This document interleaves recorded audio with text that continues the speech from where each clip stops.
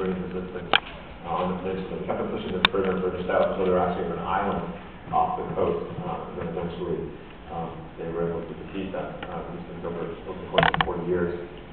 But the Mongols allowed the Goryeo court to maintain the monarchy over Korea and run some form of government, but it was a tributary state to the Mongol Empire. And the first actually mission, or first task that was given to the Goryeo kingdom by the Mongols was to help them plan the invasion of Japan. And this is another sort of formula for why the Mongols were able to spread so rapidly. And the minute they had a foothold in one area of the world, they would use that as a basis from which to launch an attack against the neighboring area. And so this is how they used Korea at that time. The Koreans were experienced naval people, the Mongols weren't.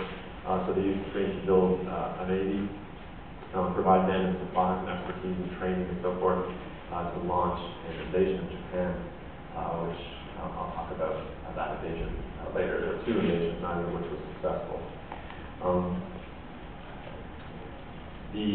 But at the actual court itself, the Goryeo court, the Mongols controlled the matters of succession, although they allowed Goryeo kings to sit on the throne. But what they did was they required that every Goryeo king or crown prince would marry a Mongol woman. So the son of the king would be actually taken to Yuan Dynasty, China, to live in Beijing, which was actually known as Dadu, or the great capital, the court of Kublai Khan.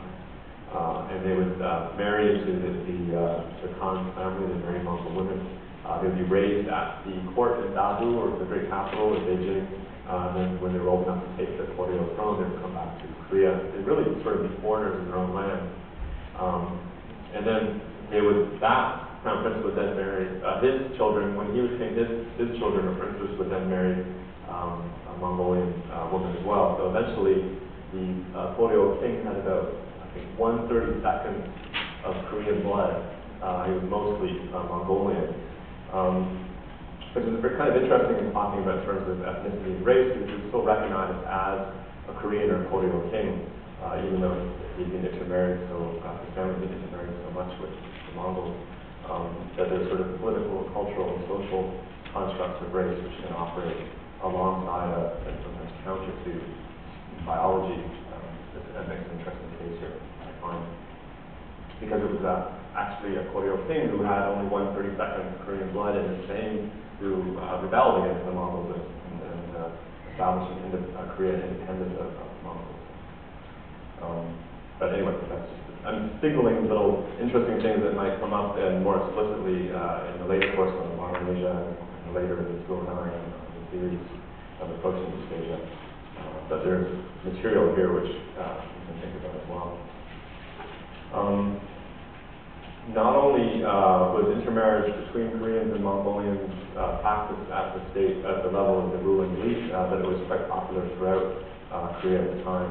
And there was a sort of increasingly common culture almost between the Mongolian culture that was at the Beijing in the north part of China and the Korean culture on the peninsula mixed.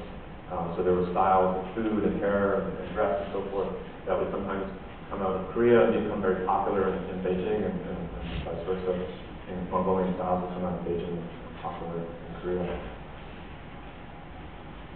There was actually sort of increased contact with the Chinese mainland between Korea and China at the time. They had gone through a period of isolation in earlier Goryeo, but now there was a constant sort of trade and interchange between the two parts of the world. Beijing itself became a kind of tapestry of different cultures and peoples from all over the Mongolian Empire. Books, ideas, art, elite and popular culture, that all sort of mixed together there. And this is the age of Marco Polo, visiting China, visiting Mongol China at the time. And this probably is the time in which Korea saw itself as part of a larger sort of global community.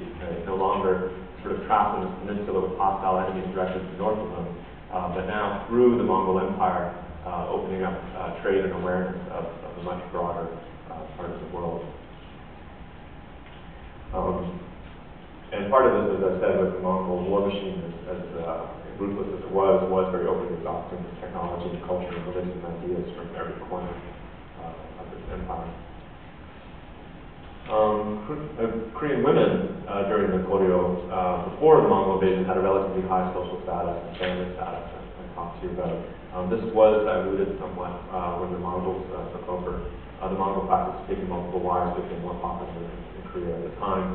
And in particular, the Goryeo court was required to regularly send Korean women to Yuan China to serve as concubines at the Mongol court. Many thousands of these women lived lives of misery and enslavement, and we don't know anything about their lives, but some of them actually managed to rise to quite high levels of power at the court in Beijing, the Mongol court.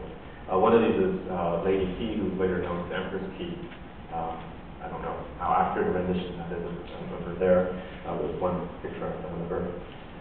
She was sent to the Mongol court in 1320 in China.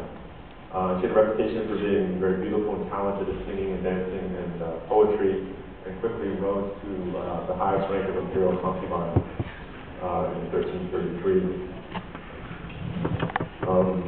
The young Mongol emperor at the time, who was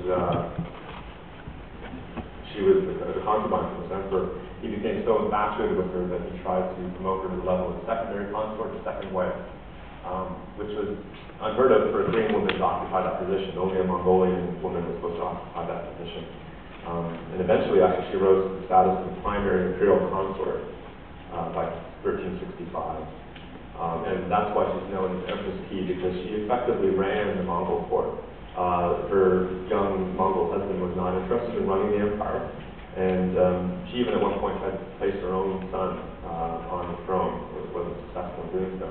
But sort of from behind the scenes, she ran the whole of the dynasty. There are conflicting accounts in history about her. She was known for being extravagant and corrupt, and historians partially blame her for the weakening of the court at the time, and blame her for the Mongols losing control of China.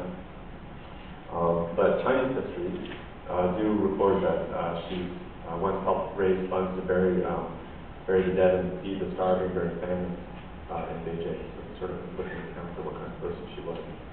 But because of her status at the Yuan court in China, the key clan or family back in Korea enjoyed immense wealth and prestige. Some of her brothers were unfortunately quite corrupt and abusive in exercising their power. And so her reputation suffered in Korea itself. So in Korean history, she's often branded as a traitor to the dynasty in the history of Korea. So she's a very sort of controversial, polarizing figure that way. But in 1356, one of the Goryeo kings by the name of Hongmin, sorry, I did that in the Chinese pronunciation, is a very poor, the reason I put this is it's an actual contemporary painting of him, supposedly from the time in which he lived, but it's very decayed, so it's difficult to see. But he was once again a Goryeo king who had been raised in a Mongolian family, raised in Beijing, and brought back to rule Korea.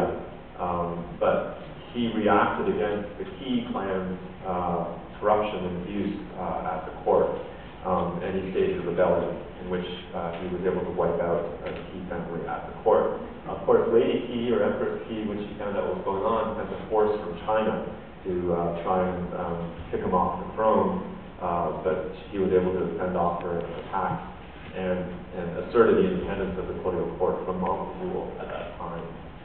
And this coincided with the time where the Mongols were having difficulty controlling China because of a rebellion called the Red Turban Rebellion that was starting in China, and they were having difficulty controlling that. So they lost Korea at this time.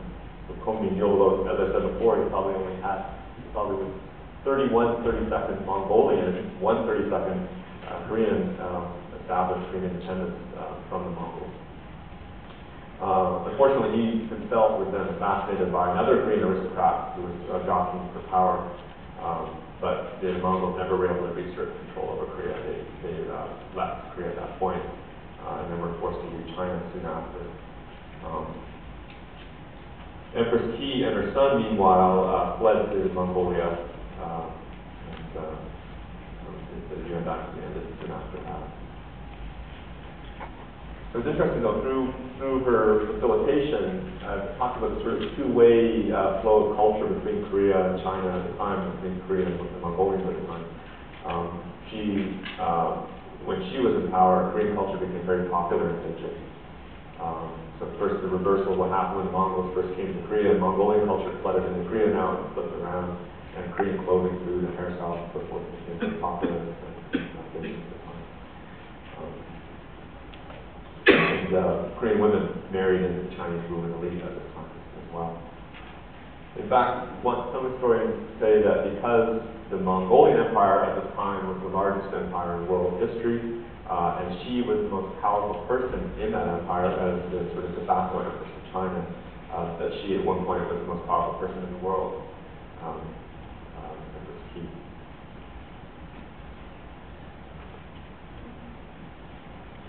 So, I mentioned earlier about the Mongolians staging an attack on Japan from using Korea as a base. Pictures here from different scrolls about these famous invasions. There was one in 1274 and one in 1281. Neither was actually successful.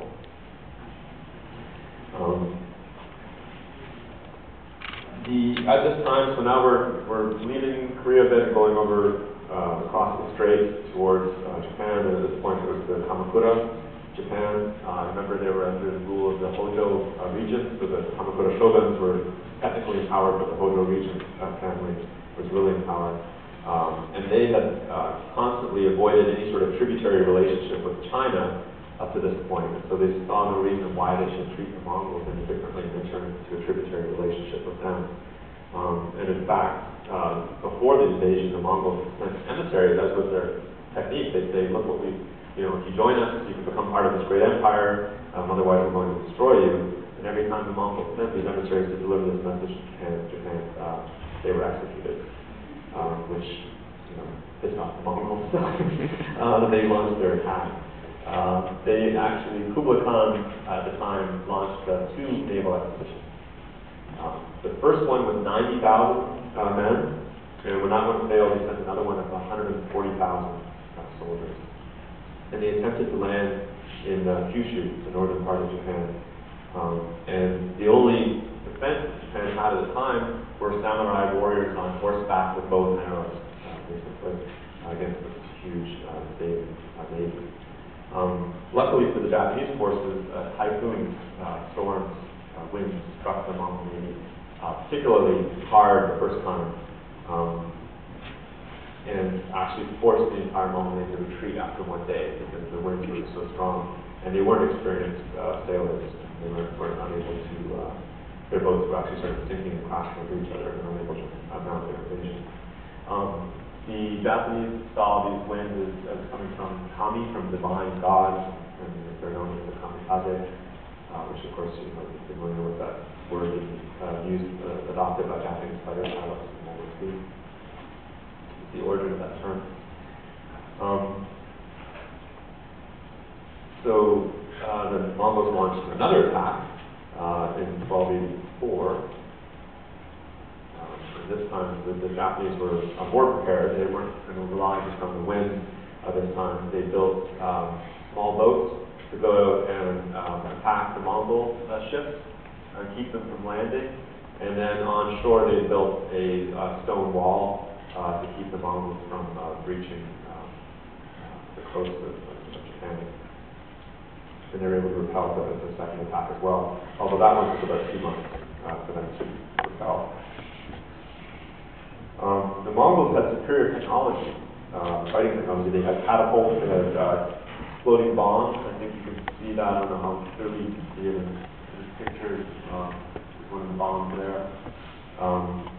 Catapults and bombs and poison arrows. And they had a sort of sophisticated military communication system using gongs and drums was adopted from the Chinese to signal their forces to retreat in advance.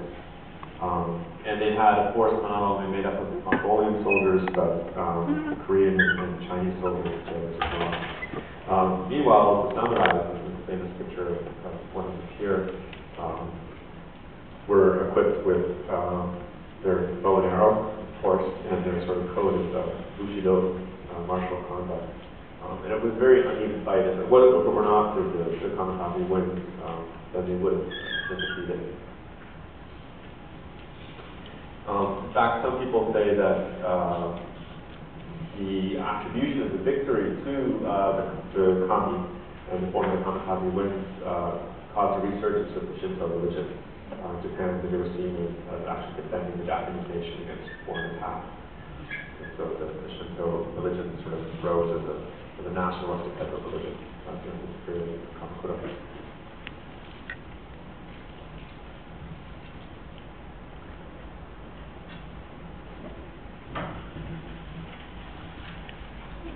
So that was the end of the story of the Mongols in Japan. They never made it over there. The last big piece of the story, of course, is the Mongols in China, otherwise known as Yuan Dynasty China. It took, as I said, almost 40 years for the Mongols to conquer the Korean Peninsula. It took longer, of course, to conquer a country the size of China. It took about 70 years. And during that period, they caused a lot of devastation across the north part of China. But in settling the north part of China, instead of the base of the south part of China, they did adopt Chinese administrative practices. There was a sort of debate at the very highest level of the Khan themselves about whether they should destroy all of China and convert it into sort of grasslands for their horses, or whether they should allow it to remain intact and use it as a source for revenue and taxation and so forth. And the latter viewpoint won out. And so in order to maintain it as a sort of source of revenue, they have to keep it going, so they would adopt Chinese administrative practices or leave them in place, and then replace the highest officials with Mongol officials instead of Chinese officials. So one of the first things the Mongols did after they established their control of the north part of China was to abolish the examination system, and then place Mongols in all of the highest administrative posts. So the literati basically had nothing to do with this point. They turned their energies elsewhere. I'll talk a little bit about that in terms of Chinese culture at the time. So in 1264 is when Kublai Khan, pictured here, constructed a capital in modern-day Beijing, calling it the Great Capital, or Dadu, right here in the map. And his Khanate, the Yuan Dynasty Khanate, stretched from Mongolia through northern China, included Korea, and he called it the Yuan Dynasty, Yuan meaning original or primal, first. Actually, one of their administrative innovations was to divide China at the time up into provinces, the semi-autonomous provinces. So the sort of modern idea of China being divided up into provinces was first started in the Yuan Dynasty. He then used northern Chinese resources and advisors and shipbuilders to construct the navy, you see a familiar pattern here, in order to launch an attack against the south part of China, because the Song dynasty was still controlling Hangzhou and the southern part of China below the Yangtze River. The Yangtze River being so large, they had to have a navy to cross it and launch an attack. And that's what they did. It took 5 years for them to do that. They sort of established a sort of stronghold at the upper reaches of the Yangtze and swept down the Yangtze River, attacking southern China as they went. And they were eventually able to force the Chinese forces all the way to the south of the modern-day Guangdong, and then drove them into the sea. And some of those forces actually fled into modern-day Vietnam, but they were eventually defeated in 1279, which is a significant point in Chinese history, because it's the first time in all of Chinese history that the entire Chinese mainland was under the control of a foreign power. Was when the Mongols conquered all of China by 1279. And as I said before, one of the differences between the Mongols and other northern nomadic peoples was that they explicitly kept themselves separate from the Chinese. So they reorganized Chinese society completely to reduce any sort of social mobility. You might remember in my talk about the Song dynasty that social mobility was quite fluid at this time. The Mongols sort of placed people into particular occupational categories, which were then hereditary. So if you're born into the craftsman category or the merchant or farmer category, then living kind of hope of moving outside of that category. And then they created, and this is another interesting sort of case study of ethnicity and race. They created 4 social or ethnic groups, explicitly labeled, and then in a hierarchy. So the Mongols themselves, of course, were at the top, and then the next sort of caste in Chinese society at that time were any of the close allies of the Mongol people who were not Chinese, so the Uyghurs, Central Asians, people of Turkish descent. Third group were the Chinese subjects of the Jin dynasty, the former Jin dynasty in the north, which they conquered the north first, and many of the northern cities actually surrendered to the Mongol invasion, so they were given a sort of preferential status. Whereas the south, which held out the longest in terms of resisting the Mongol invasion, were placed at the bottom as the 4th category of people. And then each of these groups was taxed differently, treated differently by the legal system, and some of that was according to their own customs. So the Mongols followed the Mongol law, or the Chinese followed the Chinese law. Despite all of this attempt to keep the Mongols and the Chinese separate, Kublai Khan himself was known. He never learned to read Chinese or write Chinese, but he did learn to speak it and listen to it quite well. In fact, there's accounts that he would always use an interpreter anyway. There are accounts of him, his correcting his interpreter if he taught him something correctly.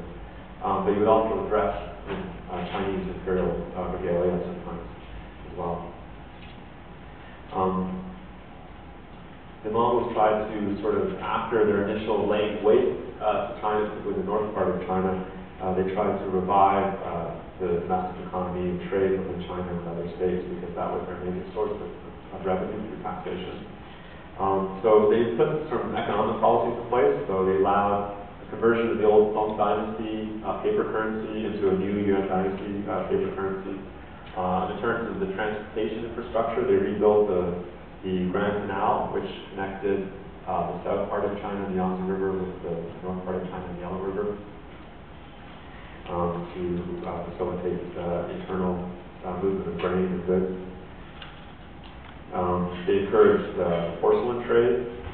In fact, there's a new style of porcelain that came out at the time, typical blue and white porcelain, was invented the hills during the Ming Dynasty. It became very sought after throughout the world at that time. And the economy of the North never did quite recover the same way because it was destroyed so completely. Shortly after the death of Kublai Khan in 1294, the Mongol administration started losing power to govern locally. This is a common element that happens in any dynasty that we've talked about so far. This loss of central power over the regions, but it happened quite rapidly in the Mongol case. They were very good at conquering and expanding their empire, but they weren't so adept at maintaining it. And so things started to go badly at the beginning of the 13th century. And there was also factional struggles at the Yuan dynasty court itself in Dabu, the great capital, over whether the Mongols should settle down or continue the expansion of their empire. So there was an actual a Mongol capital to rule over all the khanates together at Karakorum in the heartland of Mongolia. They imported craftsmen and supplies from all over the Mongolian Empire and built the capital there. And the debate was whether they should settle down in the capital or continue to do them out of people. That debate has been resolved. And this is the same time, of course, as I said, that the bubonic plague hit and spread from China to the rest of the world in the Mongolian trade. so that things rapidly fell apart. I should make a bit of an aside here and talk about the impact of Mongolian rule on Chinese culture at the time. As I mentioned, all of the high official positions were occupied by non-Chinese.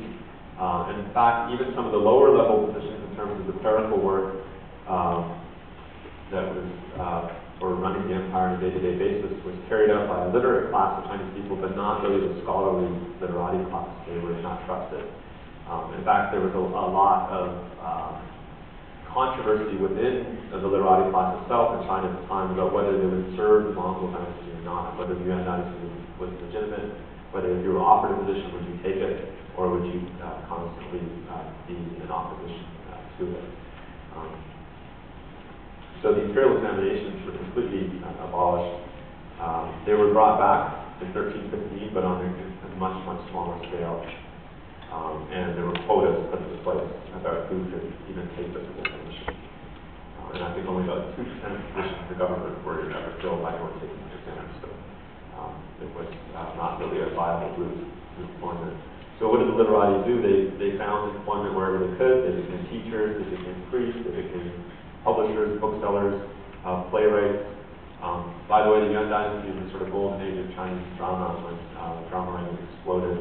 A new form of musical play called the variety play became extremely popular.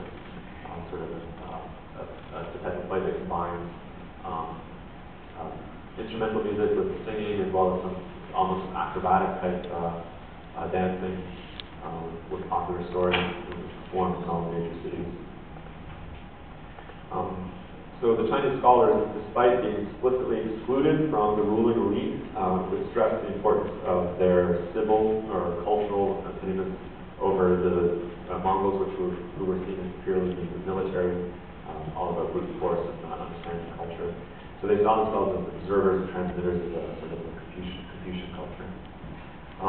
And many of them turned inward. So you see the Yuan dynasty is also golden age of Chinese painting. This particular style of what's called literati painting, this monochromatic sort of ink wash watercolor style. The Song dynasty was popular for it as well, but it became extremely pervasive in the Yuan dynasty and the literati. Some people even read protests into this style of painting as well. I don't always see it there myself, but it's sometimes very given allegorical meanings. This particular painting is by a very famous Yuan dynasty painter named Dan. And I talked about these ceramics. As well, many of these literati turn towards poetry. One of the most famous poets of the time is named Wen Xiang. He's probably more famous for his political stance rather than the quality of his poetry. This translation isn't so great anyway. But he was offered, quote unquote, offered a position by Kublai Khan to serve at the Mongol court. Basically, he has to take those positions. But he refused to take it.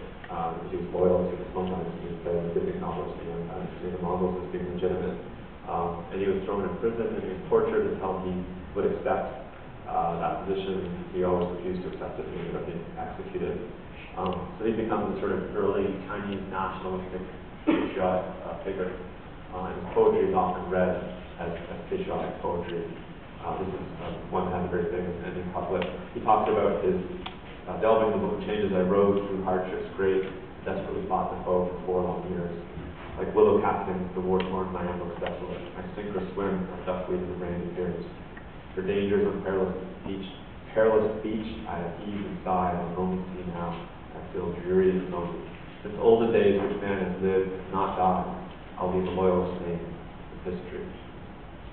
The idea, of course, that we're all going to die, so what we can only control is the reputation that we leave behind after death. Preserving the reputation of a patriot. During this time, the bubonic plague, as I said before, was spreading and killing people up to a third of the Chinese population at the time. And the Mongol court was wrapped up in internal struggles as well. And what happened was the advent of this plague that was sweeping across China and most of Asia triggered a sort of apocalyptic Buddhist vision that the end of the world was drawing nigh. We saw something similar happen in Japan as well, but it wasn't related to the plague, just related to internal violence. But in this case, the apocalypse was supposed to result in the appearance of the future Buddha, Maitreya, who would rescue everyone who believed in him. And this actually fed into a rebellion, sort of that took this millennial apocalyptic vision at its center, which started spreading throughout China. And the Mongols were unable to put it down because of this sort of internal struggle they were having at the center of support, and as well their local administration was somewhat ineffectual. China has been divided up into these provinces. These provinces have now become effectively separate sort of warlord regions controlled by any leader who is strong enough to exert law and order in that region. One of the leaders of those regions was started out as a peasant by the name of Zhuyan Zhang. And he joined this Red Turban Rebellion. The story goes is that he studied at a Buddhist monastery as a child, and that Buddhist monastery was destroyed by some Mongol invading forces. He always had a sort of grudge against them. And so when this rebellion started rising, he immediately joined it, and he proved to be an extremely able military leader, and rose up to the ranks of this rebellion until he had enough followers to take the city of Nanjing in the south, what used to be Jinling, in 1356, and then he used that as the base from which to attack the Mongols and push them north back into Mongolia. He expanded northward until he was able to force the Mongols out of Badu or Beijing, and then he occupied it and declared the beginning of his own dynasty, called the Ming Dynasty or the Bright Dynasty in 1368. And that sort of marks the end of Mongol domination of East Asia, because at that point the Mongols were forced to retreat from China and simultaneously retreat from Korea. And both China and Korea then returned to native rule, and they were never able to conquer Japan. So Japan remained under native rule as well. So this is the sort of abrupt end the Mongol influence at this period, and they pushed back into the steppe land, north of China, where they remained and then on.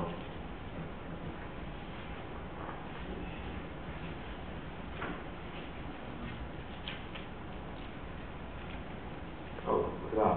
I did it earlier. Sorry about that. You're not getting your money's worth out of me. I thought I had more to talk about today. But what I will say is I think there's a lot in the Mongolian experience, or the experience of both the Chinese and the Koreans under the Mongols, to some extent the experience of the Japanese in terms of repelling the Mongols, to consolidate ideas of race, what it means to be Korean or Japanese or Chinese in the face of this sort of overwhelming foreign influence that comes from the Mongols. So the Mongol invasion not only forged all sorts of ties and trade between all these different regions, but it also was a catalyst for forging more explicit ideas of these different nations, if you want to call them that at this point, as they established themselves breaking away from Mongol dominance. So I'll leave it at that, and we will talk about Ming Dynasty and Joseon, Korea, or which one?